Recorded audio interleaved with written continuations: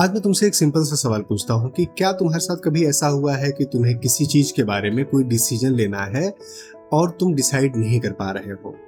चाहे वो तुम्हारे रिलेशनशिप में प्रॉब्लम थी, तुम्हें उस रिलेशनशिप से बाहर निकलना चाहिए या नहीं निकलना चाहिए, इसके बारे में तुम डिसीजन नहीं ले पा रहे हो। तुम्हें जॉब चेंज करनी है, जॉब अभी चेंज करूँ या नहीं करूँ, इसी जॉब को किसी तरीके से खींचूं, इसके बारे में तुम्हें डिसीजन लेना है, तुम नहीं ले पा रहे हो। तुम्हें कुछ अपना स्टार्टअप स्टार्ट करना है, ये स्टार्टअप मैं अभी स्टार्ट करूं या किसी दूसरे टाइम के लिए वेट करूं, थोड़े टाइम और जॉब को कंटिन्यू करूं, ये डिसीजन लेना है, तुम नहीं ले पा रहे हो। ये डिसीजन ना ले पाने की जो टेंडेंसी होती है, इसे बोलते हैं डिसीजन पैरालिसिस। आज के वीडियो में हम लोग इसी पे बात करेंगे। हम लोग साइंटिफिकली समझने की कोशिश करेंगे कि डिसीजन पैरालिसिस क्यों होता है, कौन कौन से साइकोलॉजिकल रीजंस होते हैं इसके पीछे, और कौन कौन से साइंटिफिक मेथड्स होते हैं इसको फिक्स करने के। डिसीजन पैरालिसिस को साइकोलॉजी के टर्म में एनालिसिस पैरालिसिस भी बोला जाता है। मतलब आपके पास इतने सारे ऑप्शंस अवेलेबल हैं, उन ऑप्शंस में से आपको कौन सा ऑप्शंस चूज करना चाहिए, ये आप नहीं डिसाइड कर पा रहे हो। ये है एनालिसिस पैरालिसिस या डिसीजन पैरालिसिस। ये ज्यादातर उन केसेस में होता है जब आपके पास मल्टीपल ऑप्शंस अवेलेबल हो। मान लो आपके पास केवल 2 ऑप्शन अवेलेबल है। एक ऑप्शन है कि आपको ए चूज करना है, दूसरा ऑप्शन है आपको बी चूज करना है। तो ज्यादातर केसेस में आप डिसीजन ले लोगे, या तो आप ए को डिसाइड करोगे या बी को डिसाइड करोगे। लेकिन अगर आपके पास A B C D E F G H करके 10 15 20 ऑप्शंस हो तो आपको डिसीजन लेने में दिक्कत होती है, और ज्यादातर केसेस में आप कोई भी डिसीजन नहीं लोगे, उस डिसीजन को पॉज कर दोगे, प्रोक्रास्टिनेट कर दोगे। एक साइकोलॉजिस्ट हुए बैरी शावर्ट्स, उन्होंने एक इसको बहुत ही पावरफुल टर्मिनोलॉजी दी है इसके बारे में। उन्होंने इसे बोला द पैराडॉक्स ऑफ डिसीजन। तो बेसिकली उन्होंने एक रिसर्च किया सुपरमार्केट में। अगर 10 सॉस के ऑप्शंस हैं तो वहां पर आप कोई भी एक सॉस खरीदोगे, या जहां पर 20 या 25 सॉस खरीदने के ऑप्शन है। ज्यादातर हमें लगता है कि अगर 20-25 ऑप्शन हो तो उसमें से मुझे एक ना एक पसंद आ जाएगा और मैं ये ले लूंगा।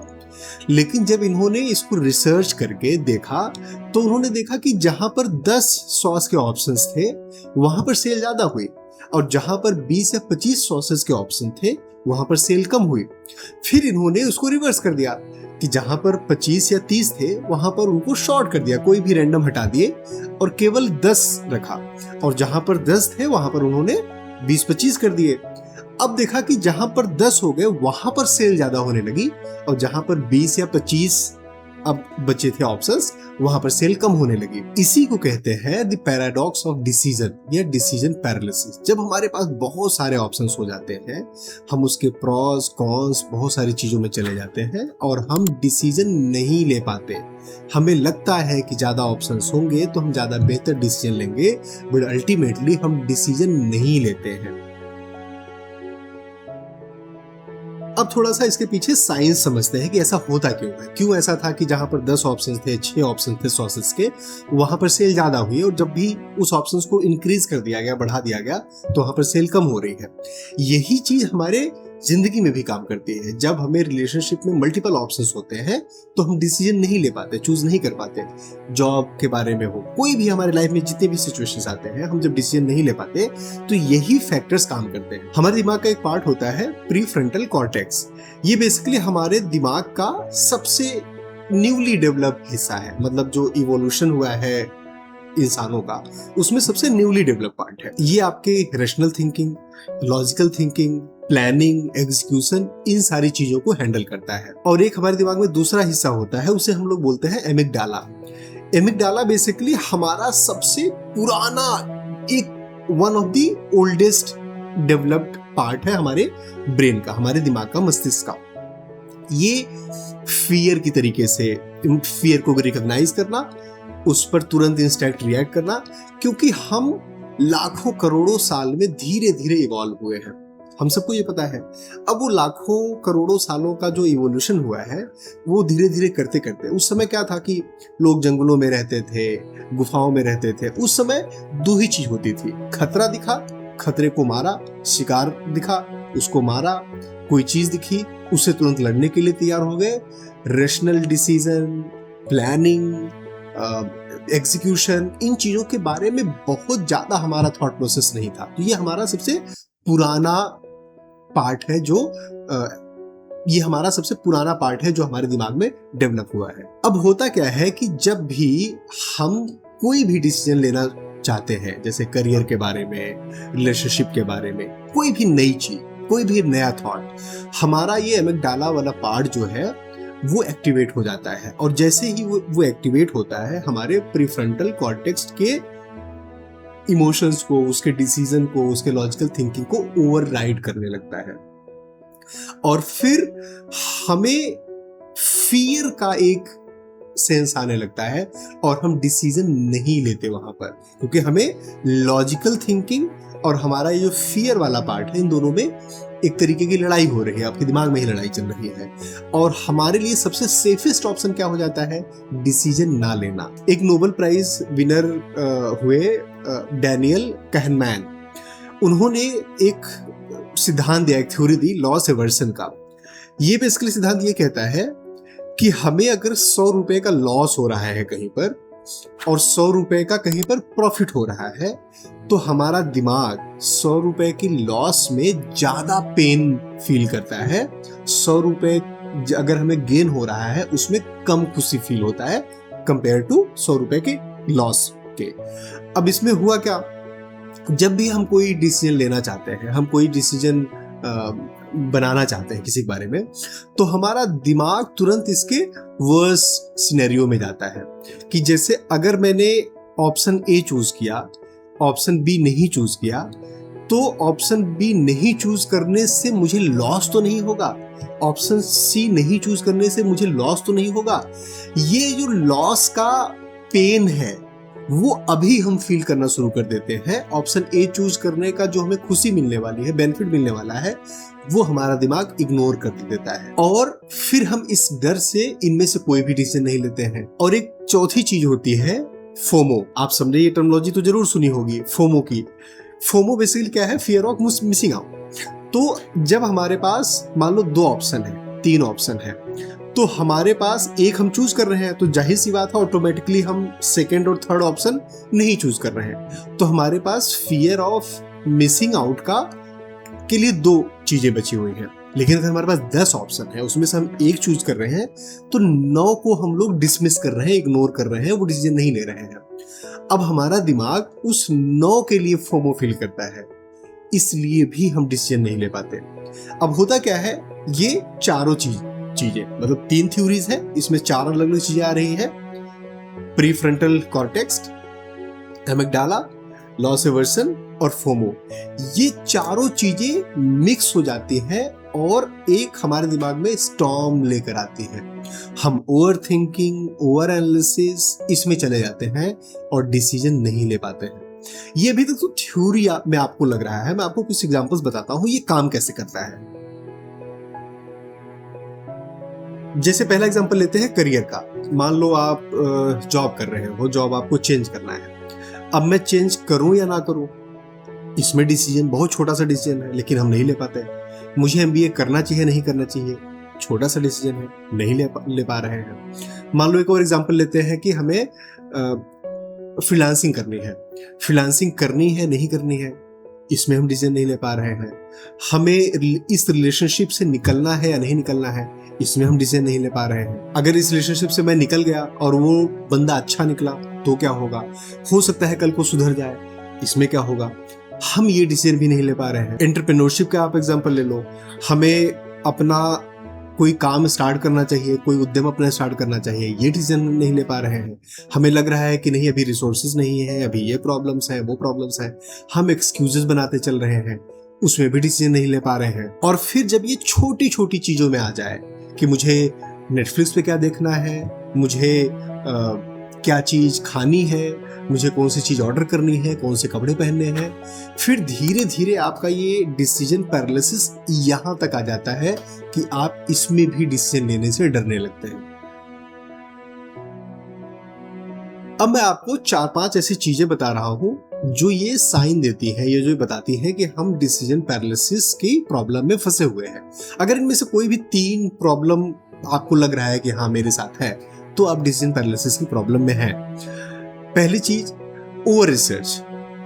बहुत ज्यादा आप रिसर्च कर रहे हो, एक रिसर्च किया, फिर दूसरा रिसर्च किया, फिर लगा थोड़ा सा और रिसर्च कर लेते हैं, फिर एक और रिसर्च कर लेते हैं, एक काम करते हैं एक और आर्टिकल पढ़ लेता हूँ, एक काम करता हूँ एक जने से और ओपिनियन ले लेता हूँ। अगर ये चीजें चल रही है, फर्दर रिसर्च चल रहा है और वो रिसर्च आपका रिसर्च ना बनकर प्रोक्रेस्टिनेशन बन गया है, तो समझ लो कि आप डिसीजन पैरालिसिस के शिकार हैं। दूसरा साइन होता है, जितने भी ऑप्शंस हैं वो इक्वली सही लगते हैं या इक्वली गलत लगते हैं।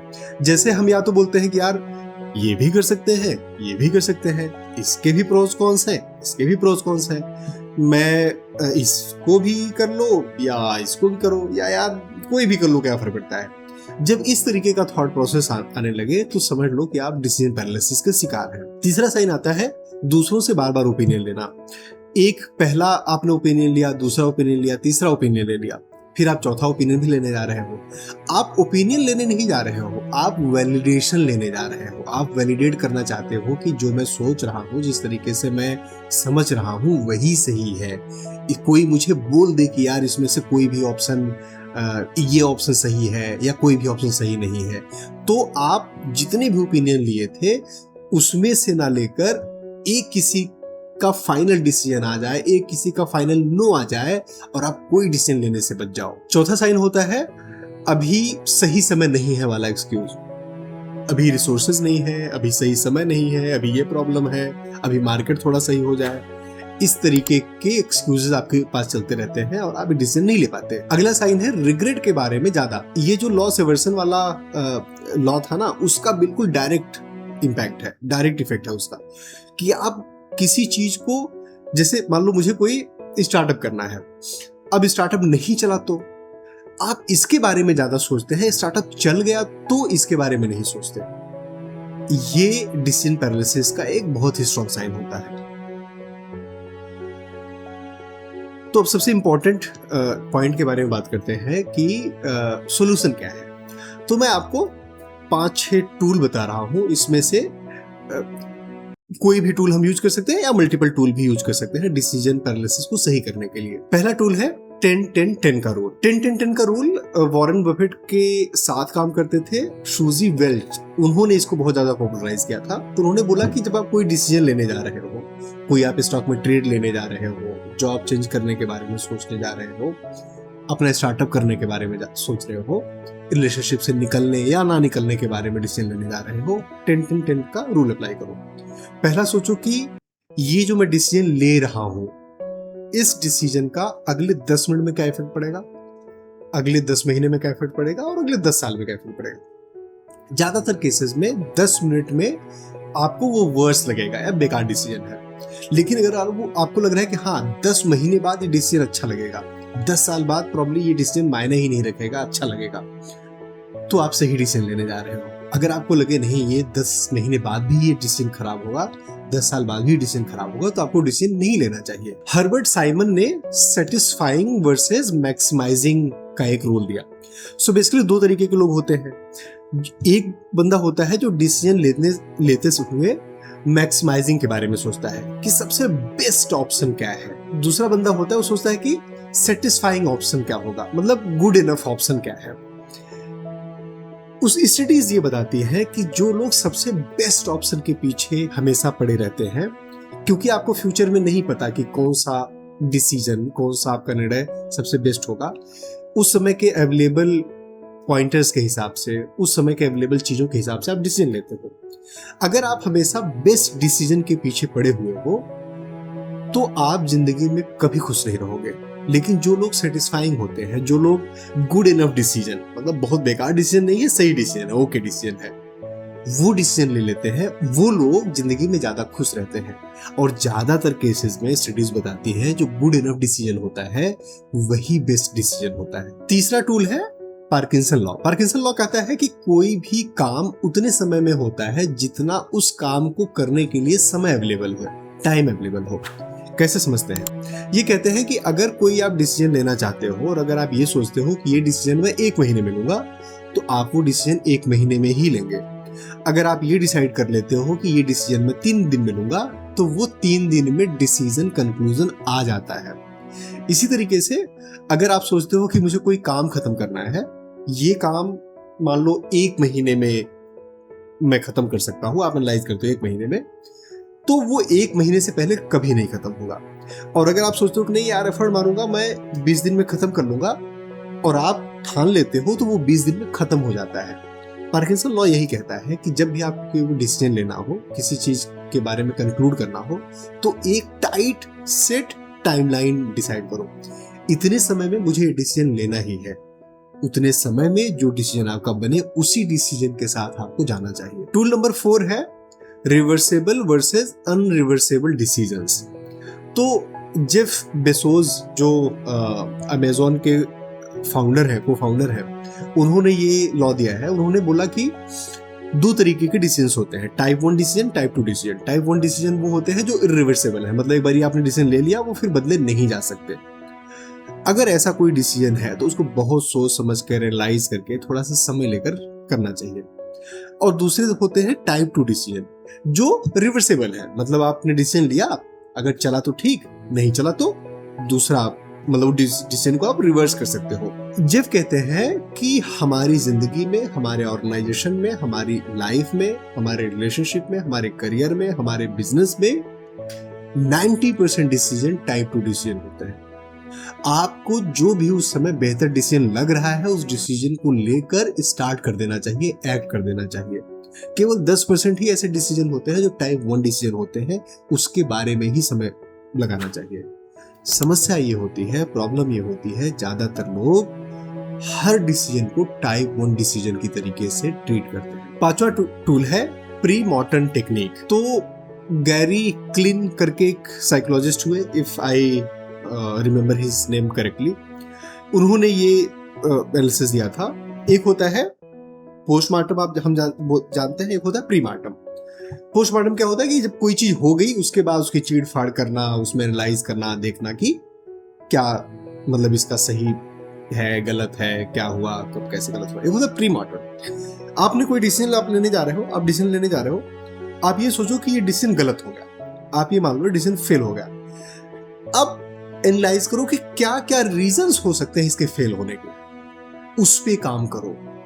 ज्यादातर केसेस में आप वो सारे रिस्क, आप वो सारे परमुटेशन, कॉम्बिनेशन लिख पाओगे, एनालाइज कर पाओगे, जो आपको बताएंगे कि इसमें कितना रिस्क था, ये डिसीजन सही लेना चाहिए, नहीं लेना चाहिए। ये एंजाइटी को रिड्यूस करता है और आपको वर्स्ट केस सिनेरियो के लिए रेडी करता है। और टूल नंबर 6 है, और प्रॉब्ली सबसे पावरफुल ये टूल है, रिड्यूस द ऑप्शन। आपके पास जितने भी ऑप्शन है ना, एक ब्रॉड फ्रेमवर्क ले आओ, मतलब 4-5 बड़े बड़े पैरामीटर्स, मोटी मोटी चीजें, और उसको अप्लाई करो और देखोगे कि आपके जो 10, 15, 20 ऑप्शंस थे ना, उसमें से चीजें निकलेंगी, 2-3 ऑप्शन रह जाएंगे। अब उस 2-3 ऑप्शंस को एनालाइज करो और एक डिसीजन लो। और सबसे इंपॉर्टेंट चीज होती है एक मेंटल शिफ्ट। वो मेंटल शिफ्ट ये है कि कोई भी डिसीजन परफेक्ट नहीं होता, कभी भी आप एक परफेक्ट डिसीजन पर नहीं पहुंच पाओगे। और वो परफेक्ट डिसीजन था या नहीं, आप फ्यूचर के डेटा को देखकर, फ्यूचर की चीजों को देखकर नहीं बता सकते। आप हमेशा पास्ट के डेटा को देखकर ही बता सकते हो कि वो डिसीजन सही था या गलत था। फ्यूचर में कौन सा डिसीजन सही होगा, कौन सा डिसीजन गलत होगा, 100% परफेक्ट ऑप्शन के साथ आप नहीं बता सकते। दोस्तों, मुझे उम्मीद है ये वीडियो आपके डिसीजन मेकिंग प्रोसेस में थोड़ा हेल्प जरूर करेगी।